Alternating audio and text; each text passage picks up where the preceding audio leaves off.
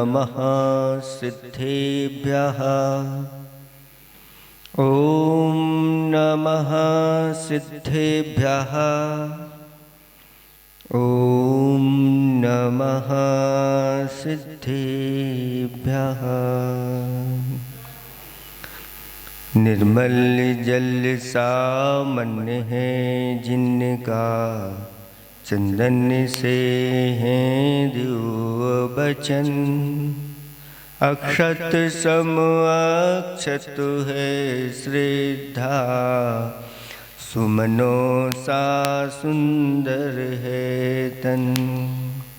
नैवेद्य चरित्र ज्ञान है दीपक, बसु विधि करते धूप दहन। ध्यान सुफल है अर्घ समाधि, गुरुवर तुमको नित्य नमन। अनर्घ पद को पाने गुरुवर, मेरा अर्घ समर्पित है। एक जीवन क्या सौ सौ जीवन, गुरुवर तुम्हें समर्पित है। ऋषिवर तुम्हें समर्पित है। देवादिदेव 1008 चैतन्य चमत्कारी चिंतामणि पार्श्वनाथ भगवान की।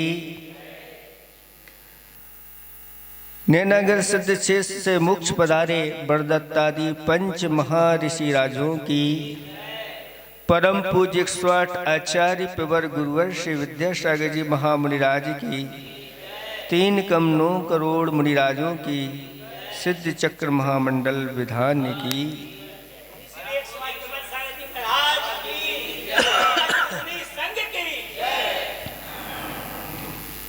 धर्म स्नेही भवात्माओं, एक महान आचार्य भगवान की स्तुति करते हुए क्या कहते हैं? बिभेति मृत्युर न ततोस्ति मोक्षो, नित्यं शिवं वांछति नास लाभा, तथापि बालो भय काम वश्यो, वृथा स्वयं तप्यते इत्यवादी। हे सुपार्श्वनाथ भगवान, यह संसारी प्राणी हमेशा हमेशा मृत्यु से डरता आया है। हमेशा मृत्यु से डरता है। मृत्यु से डर कैसे नहीं लगता? सबको लगता है कहीं मृत्यु आ ना जाए।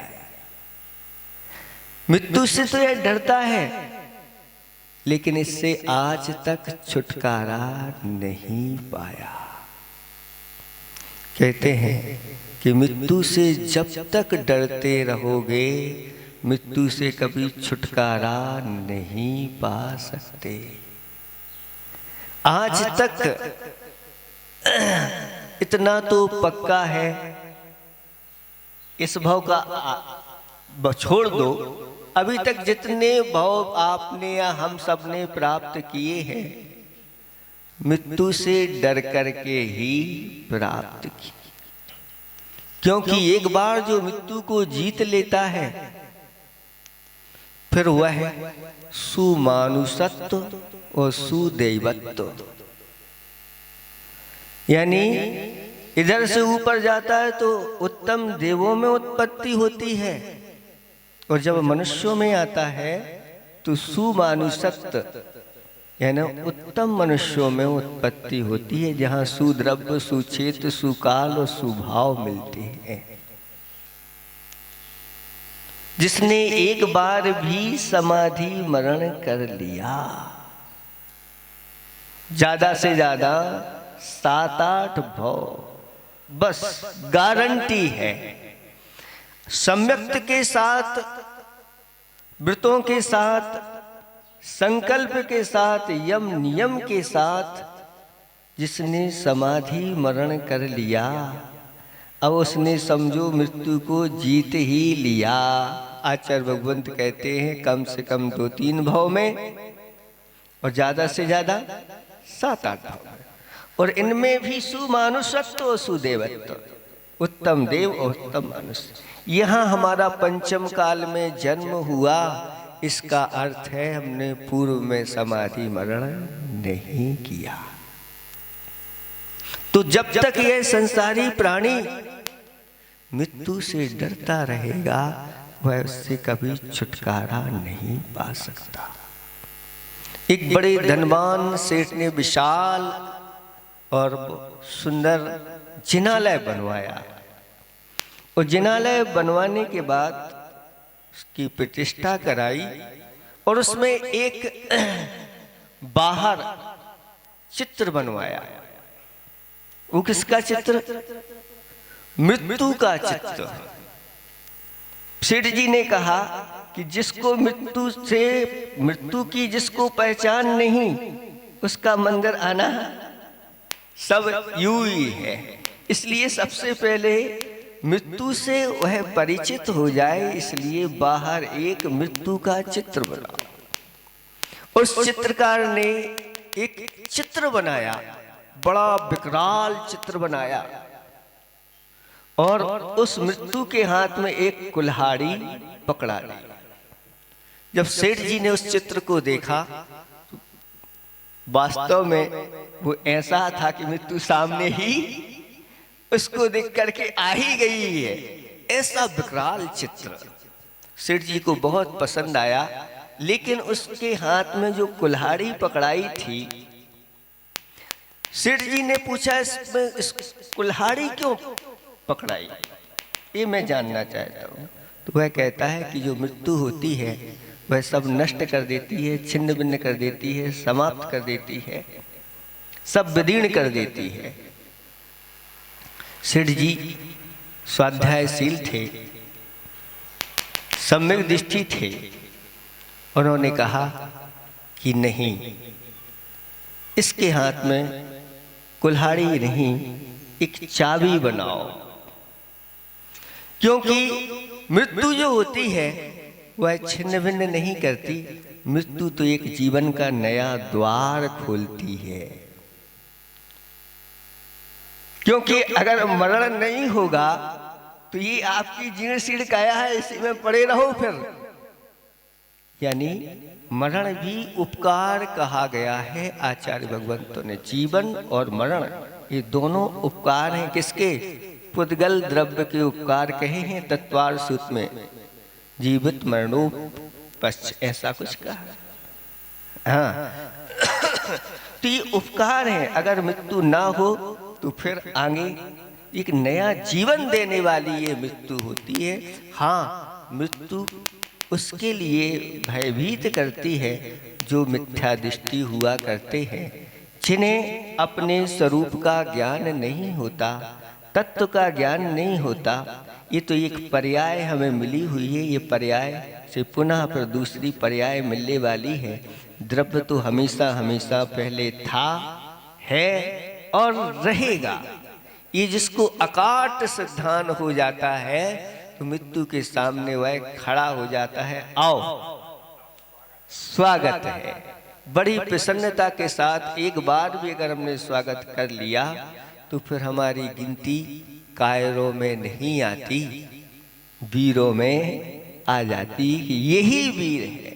क्योंकि मरना तो दोनों को है, कायर भी मरता है और सूरवीर भी मरता है। तो फिर सूरवीरता के साथ क्यों ना मरा जाए, एक बार तो मर जाओ। कहते हैं धर्माय तनु विमोचित, धर्म के लिए जिसने अपनी शरीर रूपी पर्याय का त्याग कर दिया, एक बार अगर ऐसा मर गया तो बहुत जल्दी अजर अमर बन जाता है। कभी एक सियार भी धर्म के लिए मर गया, रात्रि भोजन का नियम लिया, रात्रि में 4 प्रकार के अन्न जल का त्याग किया उस सियार ने। और एक बार धर्म का पालन करते हुए मर गया, अगले ही भाव में अजर अमर सिद्धालय हो गया। एक बार दृढ़ता के साथ इन नियमों का पालन करो। कहते हैं यम नियम को धारण करने वालों के सामने यम भी कंपित हो जाता है, हाथ जोड़ करके घुटने टेक देता है। अब हमारी आपके सामने चलने वाली नहीं है। आपको देख करके अब हमने अपने घुटने टेक दिए हैं, अब बहुत जल्दी आप मृत्युंजय बनने वाले हैं। वह कैसा कह के चला जाता है। मृत्यु है क्या चीज? तो आचार्य भगवंत ने एक हाई को लिखा था कि बे चल बसे,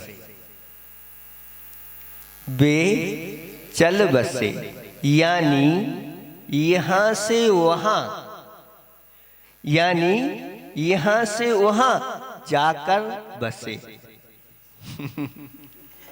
ये पूरा हाइको जो होता है इस 3 लाइन वाला है।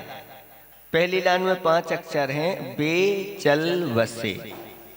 दूसरी लाइन में 7 अक्षर हैं, यानी यहां से वहां। और तीसरी लाइन में जाकर बसे। बस इतना ही चल बसे का अर्थ है कि वे चल बसे, जो भी यहां से जाता है कहीं ना कहीं जाकर के बस जाता है। लेकिन शाश्वत बसने वाले तो जो होते हैं, जो सब यही छोड़ करके चले जाते हैं, शरीर भी, कर्म भी, नौकर्म भाव कर्म, सारे कर्मों को जो यहाँ नष्ट कर जाते हैं, वे भी चल करके बस जाते हैं। वे कहाँ बसते हैं? तो सिद्धालय में जाके बस जाते हैं, फिर पुनः वापस नहीं आते। इसलिए धारणा बना लो कि अपने इस जीवन को सार्थक करना है। यम नियम के साथ हमें अंत समय में सल्लेखना धारण करना है। इस जीवन की सार्थकता यही है। और इसमें सबसे बड़ा फल कोई है, कहते हैं तप का कोई फल है तो वह अंते समाधि मरणम। ये संयम व्रत नियम सबका फल यही है। अगर समाधि मरण हो गया तो जो काम चतुर्थ काल में होता है वही काम इस पंचम काल में होता है। इसी में किसी प्रकार का कोई संशय नहीं करना। इस उपलब्धि के लिए अभी से तैयार हो जाओ। जैसे आप लोग अपना घर बसाने के लिए तैयार रहते हैं, उसके पहले क्या कहते हैं, बच्चों की पढ़ाई लिखाई तो अच्छे से पढ़ लिख जाना है, फिर सर्विस आदि या ये करना वो करना, पूरी तैयारी कितने वर्ष निकाल देते हैं, 20, 25, 30 वर्ष तक चलता रहता है। और फिर आप लोग जाकर के घर बसा लेते हैं। ऐसे ही अब जीवन के 25, 30, 50 जितने भी जो समय वर्ष बचे हैं, अब अभी से तैयारी करना है। इस प्रकार की आपको धारणा बनाना है। आचार्य भगवंत कहते हैं ये 12 भावनाएं वास्तविकता संसार की बताने वाली हैं। यही सत्य है और इसको अपने जीवन में अभी से ही इनका चिंतन मनन करना प्रारंभ कर दो बैठे बैठे। और पंच नमस्कार मंत्र ऐसा मंत्र है जिसमें क्या नहीं है, कहते हैं सब कुछ है, पूरा द्वादशांग है। और इसमें णमो लोए सब साहुड़म जैसे ही कहते हैं, इसका बहुत बड़ा रहस्य है। णमो लोए सब साहुड़म का अर्थ क्या है? लोक में जितने समस्त साधु हैं उनको नमस्कार हो। तो कितने हैं लोक में? बस इतना ही है ना। लेकिन नहीं, साधु भी इसमें रमोकार मंत्र की महिमा समझो। इसमें अनंत साधुओं को नमस्कार किया गया है।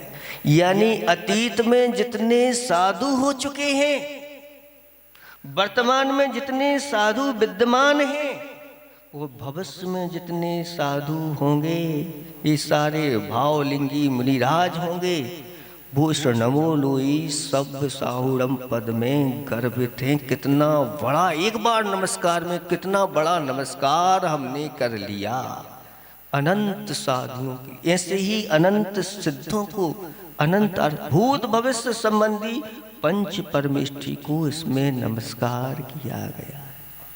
भगवती आराधना में शायद हो सकता है ऐसा प्रश्न उठाया गया कि नमो अरिहंताणम, इतना ही पद क्या कह रहा है? लोक के समस्त साधुओं को नमस्कार हो, क्योंकि अरिहंताणम पद ये बहुवचन में रखा गया है, और जहां बहुवचन है तो सभी अरहंतों को नमस्कार हो गया। फिर अंत में ये सौ शब्द क्यों रखा?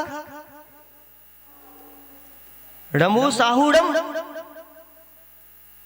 नमो साहुड़म कहते तो इसमें सभी साधुओं को नमस्कार हो या साधुओं को नमस्कार हो, बहुवचन हो गया। लेकिन शब्द क्यों रखा?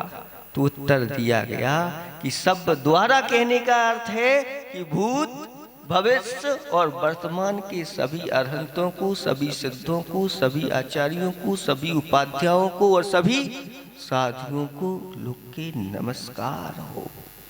ये महामंत्र परम स्वाध्याय का रूप है। अंत में अगर ये अपने मुख से निकल गया, अपने चिंतन में आ गया, कहते हैं जो सम्यक दृष्टि देव होते हैं, जब उनकी अंत में काया छूटने लगती है तो चैत्र वृक्ष के नीचे या भगवान की प्रतिमा के सामने हाथ जोड़ करके और नमोकार मंत्र पढ़ते हुए और विलीन हो जाते हैं। ऐसे ही यहाँ पर वो चूंकि संयम आदि नियम आदि धारण नहीं कर पाते, लेकिन हमारा सौभाग्य है कि हम नियम आदि धारण करके और फिर ऐसे ही नमोकार मंत्र पढ़ते हुए यहाँ से एक बार जाए तो अरहंत परमात्मा भी जो होते हैं आचार्य भगवंतों ने निर्गंत की संज्ञा दी गई है। बारहवें गुण स्थान भी होते हैं और स्नातक भी संज्ञा, निर्गंत 12वें तक निर्गंत है, फिर निर्गंत के बाद स्नातक होते हैं। इतना इसमें आता है ना, पुलाक बकुस कुशील निर्गंत स्नातक आदि आदि। तो वो भी अगर इन्हें माने तो ये सब इनमें अंतर तो है। इनको हम देव भी कह देते हैं, हम इनको मुनि भी कह देते हैं, हम इन पांचों को गुरु भी कह देते हैं, लेकिन सब में अंतर है। ऐसा नहीं कि सब एक है। और इनमें से अरहंत सिद्ध को देव संज्ञा भी आ जाती है, बाकी आचार्य उपाध्याय साधु को गुरु संज्ञा। लेकिन आचार्य भगवंतों ने पंच महागुरु भक्ति रखी है, तो ये पंच महागुरु हैं ये भी कहा गया। ये 9 देवता में ये पंच देवता भी है, तो ये तो महान पूज्य 5 पद हैं, इसलिए इनको परमेष्टि भी कहा गया है। इसी को तो समझना है, यही अच्छी तरह से सुन। सर्व साधु का अर्थ होता है जिन्होंने ऐसे दिगंबर यथाजात मुद्रा को धारण किया है, बाहर से भी और भीतर से भी। बाहर से जितने धारण करने वाले हैं उनको नमस्कार आपके नमोकार मंत्र में नहीं होता। नमोकार मंत्र में तो हाँ, जब आपके सामने कोई मुनिराज आते हैं, भले वो द्रव्यलिंगी हैं, भावलिंगी नहीं है ना, भावलिंगी नहीं है। अब आपको तो पता नहीं कि ये द्रव्यलिंगी के भावलिंगी, आप तो उनको 28 मूल गुण देख करके आप उनको नमस्कार करोगे।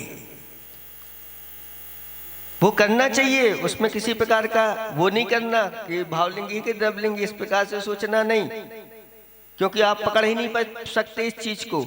आप तो उनकी बाहर की चर्या को पकड़िए। अगर उनकी बाहर की चर्या आगम के अनुरूप है तो वह आपके द्वारा।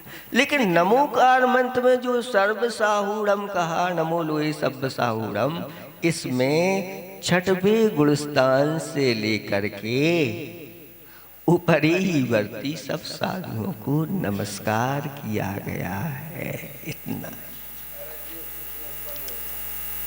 साधु हम पहले से जानते हैं और 28 में जो किसी कभी उन्हें जानकारी होती तो उनको क्या करना? इसका हम बाद में बताएंगे। अभी ये चर्चा पे तो इसको समझो अपन को, फिर सारभूत है ना, बहुत सारे ऐसी समस्याएं रहती हैं, आपकी समस्याओं को समझ। तो यहाँ पर कहा जा रहा है बिभेति मृत्युर न ततोस्ति मोक्षो। यह संसारी प्राणी मृत्यु से डरता है लेकिन उससे छुटकारा नहीं पाता। बिभेति मृत्यु न ततोस्ति मोक्ष नित्यम शिवम वांछति नास लाभा। ये हमेशा क्या चाहता है? सुख चाहता है, कल्याण चाहता है, मोक्ष चाहता है। चाहता तो है लेकिन इसका लाभ नहीं होता। क्यों? तथापि बालो भय काम वश्यो। तथापि तो भी यह अज्ञानी प्राणी भय और काम आदि इच्छाओं के वशीभूत होकर के, जब तक भय बना रहेगा मृत्यु के प्रति तब तक छुटकारा नहीं, और जब तक काम आदि की इच्छाएं आपके अंदर बनी है तो आप सुख निर्वाण आदि चाहते हो तो ये भी। इसीलिए कहते हैं जिन्होंने एक बार अपने जीवन में ऐसे जीवन पर्यंत के लिए ब्रह्मचर्य व्रत धारण कर लिया, अब इनकी इच्छाएं समाप्त हो गईं। अभी आगे जाकर कहते हैं जो जीवन पर्यंत के लिए ब्रह्मचर्य व्रत धारण करता है वह अनंत वीर का स्वामी होता है। अनंत वीर किसको प्राप्त होता है? इसको केवल ज्ञान की प्राप्ति हो जाती है। अभी ये आपने बीज बो दिया, अभी आगे जाकर के आपको सारे निमित्त अगले भवों में मिलाता जाएगा और प्राप्त करा दे। पंचेंद्री के विषय संबंध आदि में सब आ जाता है, आदि में सब आ।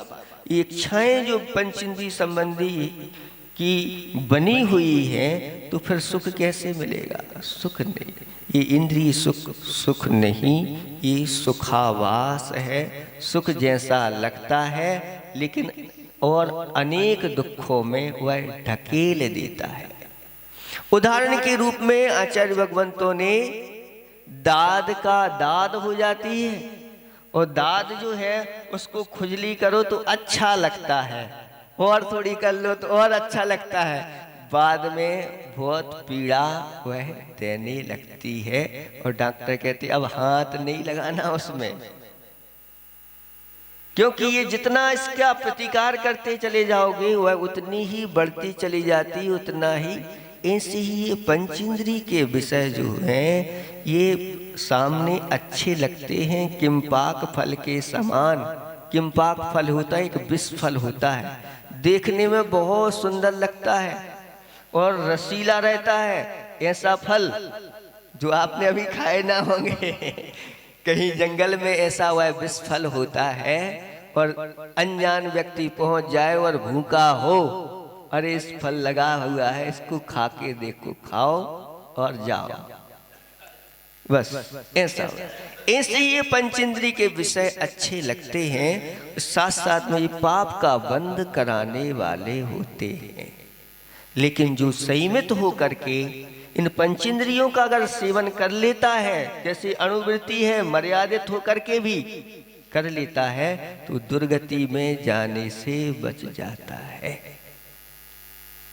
पंचेंद्रिय के विषयों का भी पूर्ण रूप से त्याग नहीं हुआ अणुवृत्ति का, लेकिन अब वह मर्यादित हो गया, यानी यदवा तदवा नहीं, आगम से विरुद्ध वह पंचेंद्रिय का सेवन नहीं करता। आगम के अनुसार मुझे क्या खाना है, क्या पीना है, क्या देखना है, क्या ग्रहण करना है, क्या लेना है, ये सारी चीजें वह वृत्ति जब बना लेता है तो कहते हैं उसके मात्र एक देव आयु का ही वह आश्रय या बंध करने वाला होता है, और आयु का बंध नहीं होता। इसलिए आचार्य भगवान कहते हैं इच्छाओं को जो जितना कम करता चला जाएगा वह उतना ही आगे जाकर के सुख को प्राप्त करता चला जाता है। इच्छानुरस्तपा, इच्छाओं का त्याग, यानी ये नियम आदि लेना ये सामान्य चीजें नहीं है। आपने अपनी इच्छाओं को रोक लिया है। लोग कहते हैं तो विकल्प है, विकल्प बना रहेगा,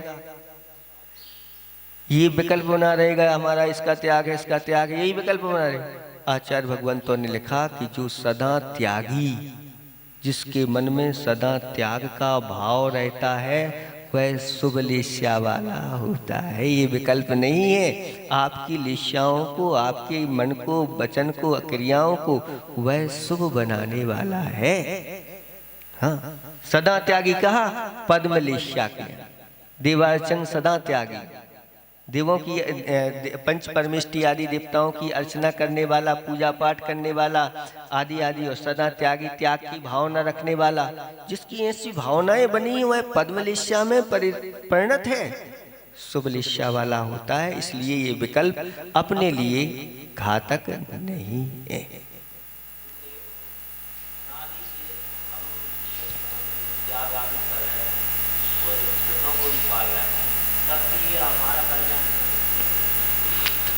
अनादि से बता रहे ना, आप कह रहे हैं अनादि से, हो सकता है डायरेक्ट निगुस से निकल के आए हो तो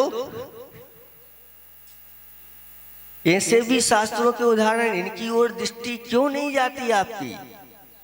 शास्त्रों में वर्णन है सीधे निगुस से निकल करके और फिर इधर आ जाते हैं, और ऐसे भी है निगुस से निकल करके व्रत धारण करके और उसी भाव से मोक्ष भी चले जाते हैं। तो हम ऐसा क्यों कहें कि हमने ये व्रत अनादि बहुत अनंतों बार पालन किए हैं?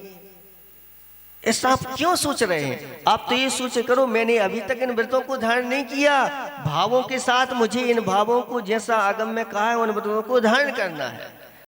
हाँ, कोई अवधि ज्ञानी आपको बता दें कि आप इतने बार मुनि बने थे आदि आदि, थोड़ा विचार कर लेना, कोई बात नहीं। हाँ, अब आपने अभी एक भी बार मुनि व्रत धारण नहीं किया और हम कहते हैं अनंत बार मैंने मुनि व्रत धारण कर लिया, मेरा कल्याण नहीं हुआ। आप क्या कह रहे हैं कि अनंत बार मैंने, अरे इस बार धारण करके तो दिखाओ। अभी धारण करने, अनंत का पता है आपको, अभी वर्तमान में आपको ऐसा मिला हुआ है और आप धारण नहीं कर रहे, और अनंत पिछले अतीत पे टाल करके और ये काल भी निकाल रहे नहीं। आचार्य भगवंत कहते हैं कि अच्छी तरह से भाव के साथ संयम धारण करो। बस हमें तो आचार्य भगवंतों की आज्ञा का पालन करना है, और ये धारण करने के बाद फिर उपदेश दिया जाता है। आचार्य महाराज कहते हैं देखो, अगर तुम इस प्रकार की गलती कर रहे हो तो ऐसे तो कई बार महाराज बन चुके, कल्याण नहीं हुआ, अब अच्छी तरह से पालन करो। ये बाद में कहा जाता है, अभी मुनिराज बने नहीं, व्रत लिया नहीं और कहने लगे ऐसा ऐसा ऐसा। हाँ, ऐसा नहीं। हमारे लिए तो जो भगवान ने आज्ञा दी है, गुरुओं ने आज्ञा दी है, उनसे पूछो। कई बार आप लोगों को, हम लोगों को उपदेश देना पड़ता है, व्रत धारण कर लो, ये कर लो, कर लो। नहीं, आपको स्वयं पूछना चाहिए, गुरु महाराज हमारा कल्याण कैसे होगा? शास्त्रों में ऐसे वर्णन आते हैं कि आए गुरु महाराज मिले और पूछा मेरा कल्याण के, उन्होंने कहा ये 5 अणु व्रत धारण कर लो, 12 व्रत धारण कर लो। ज्यादा विस्तार बताने की नहीं, संक्षेप से बताया, आशीर्वाद दिया, हो गया कल्याण। ग्वाले को नमोकार मंत्र दे करके गए, उसका विस्तार आदि साथ कुछ नहीं बताया, हो गया कल्याण। और आप पूरे नमोकार मंत्र का सारा विस्तार करते हुए भी आगे नहीं बढ़ पा रहे, मतलब हमारी कहीं न कहीं श्रद्धा में अभी कमी है, दृढ़ता नहीं आ पा रही है। इसलिए अच्छी तरह से आप अपनी दृढ़ता बढ़ाइए। विभेति मृत्यु न ततोस्ति मोक्षो नित्यम शिवम वांछति नास्य लाभा। तथापि ये अज्ञानी प्राणी भय और काम के वशीभूत होकर के संसार में अनेक प्रकार के दुख उठा रहा है। हे सुपासनाथ भगवान, ऐसा आपने उपदेश दिया है, जो सुपासनाथ भगवान ने उपदेश दिया वो हमने आपको सुना दिया। और ऐसे महान आचार्य भगवंत समंतभद्र स्वामी महाराज स्वयंभू स्तोत्र में भगवान की स्तुति करते हुए इसी श्लोक के बाद उन्होंने जब अष्टम तीर्थेश की स्तुति की तो चंदाप्रभु भगवान की दिव्य प्रतिमा देवों ने आकर के वहाँ पर प्रकट की कर दी। ऐसे वह सम्यक दृष्टि महान साधु, महान आचार्य, जिनके परंपरा से आचार्यों ने गुणगान किए हैं, उनके एक एक श्लोकों को अच्छा इसलिए कहते हैं स्वयंभू स्तोत्र तो ऐसा है कि महान स्वाध्याय का रूप है, न्याय भी है और अनेक प्रकार की उसमें अच्छी से अच्छी चीजें भरी हुई हैं। तो स्तुति भी होती है और स्वाध्याय भी होता चला जाता। इतना ही हम पर्याप्त समझते हैं, ज्यादा दे दिया, थोड़ा सा देना था। अहिंसा परमो धर्म की जावणी के ज्ञान